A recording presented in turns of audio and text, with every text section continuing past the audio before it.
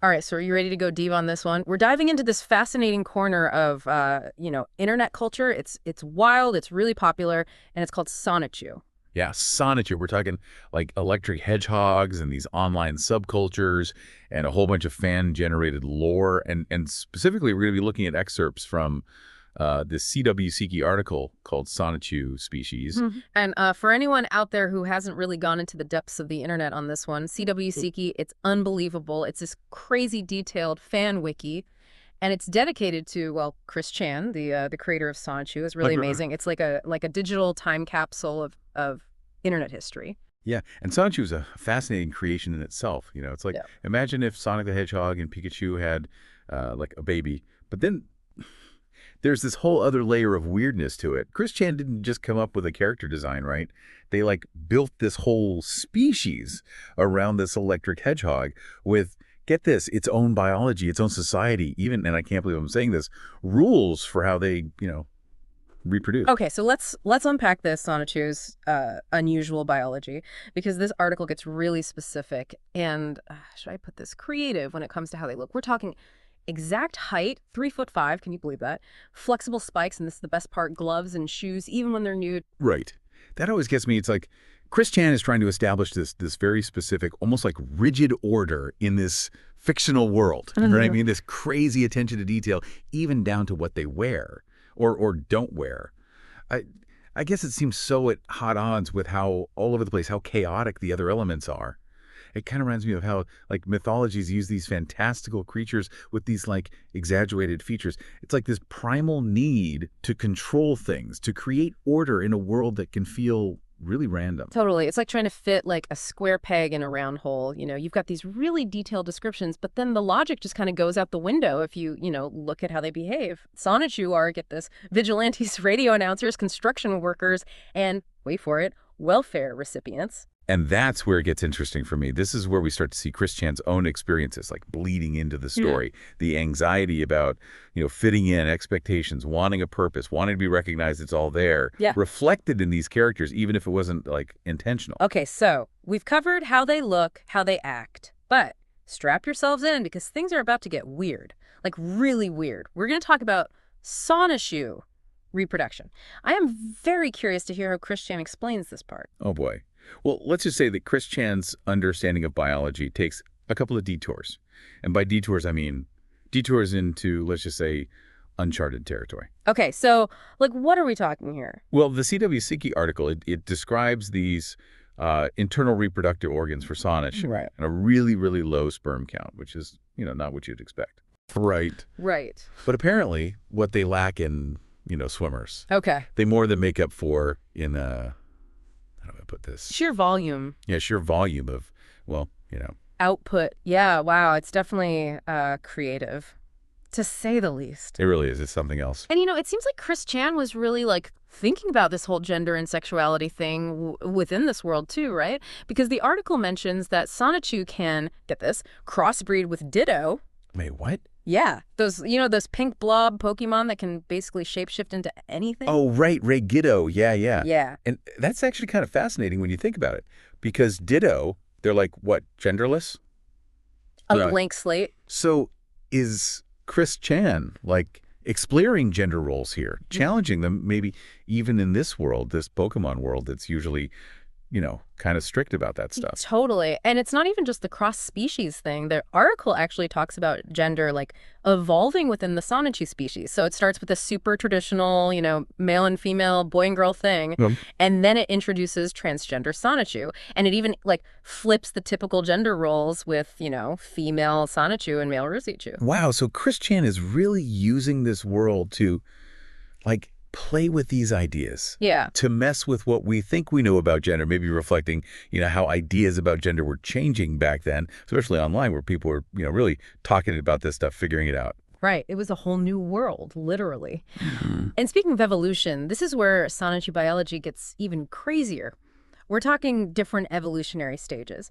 So Sonnies, they hatch from eggs, right? Okay. But then they transform into Sonichu based on their emotions, which is pretty wild if you ask me. Emotions, really, that's a new one. It's like taking the whole nature versus nurture debate to a whole new level. Right. And it's all about control, isn't it? Emotions, which are usually seen as, unpredictable, they become the thing that drives evolution, Wow. which basically puts all the power in the hands of the creator, in this case, Chris Chan. Yeah, I see what you mean. It makes you think. Right. And it doesn't stop there. Then you've got Metonic and Ultra Sonichu, which obviously come with their own set of even more like ridiculously complicated rules for how Okay. they evolve. Of course. It's like that whole thing in, video games or anime where the characters always have to get stronger, more powerful to keep things interesting. Yeah, totally. It's like a constant game of one-upmanship, but with, electric hedgehogs. Only on the internet. Okay. But okay, hold on. Electric hedgehogs, right? There's this other thing that always gets me about Sonichu. They're electric, but the article says that most of them, they don't actually have electric powers. Wait, really? Yeah. Isn't that wild? It's like this whole big buildup and then nothing. That is so strange. So how does Chris Chan explain that one? So apparently only the original Sonichu and this clone, Blake, they have the actual electric powers. Everyone else, not so much. It's like Chris Chan's holding back, Yeah. reserving those special powers for, like, the chosen few. Right. It's all about control, isn't it? Yeah. Like, even in this crazy world, Chris Chan is still the one calling the shots. It makes you wonder about the psychology of it all, For sure. We've got these strict rules, this whole society, these creatures that keep evolving, and it all comes from this one character, this one creation. Makes you think, like, what's the point? Why create something so elaborate and often, let's be honest, contradictory? That is the million-dollar question, isn't it? Yeah. And I think to understand that, we need to look beyond this article, beyond even Sonichu itself. Okay, so where do we go from here? We go to the source. Yeah. We need to delve into the world of CWCki itself. Okay, so let's talk about that. What can you tell us about the bigger picture, the context for all of this? So we've gone deep on the biology, the rules, all the crazy stuff about the Sonichu species, but this CWCki thing, this article, it's like a tiny piece of this huge puzzle. It really is, yeah. So what about the bigger picture? What can you tell us about Sonichu and CWCki in context? Okay, so CWCki, it's not just a Sonichu fan wiki. It's more like this massive online archive, documenting the life and the work, the whole online presence of Chris Chan, the person who created Sonichu. Interesting. So to really understand all of this, we need to understand the person behind it. You got it. Chris Chan's experiences, struggles, their whole worldview, it's all like woven into Sonichu. It's really kind of amazing. CWCki documents everything. Everything. Pretty much. From like the early days, like when Chris Chan first started going online, to personal relationships, even interactions with the people who, love and kind of critique their work. It's all there. Wow. So CWCki becomes like this meta-narrative, Yeah. A commentary on fandom, online identity, that whole thing about like what's real and what's not online, especially these days. Exactly. And Sonichu, as strange as it might seem to some people, it becomes this lens that we can use to look at these bigger cultural trends. I like that. The evolution of the species, the lore, even the power dynamics.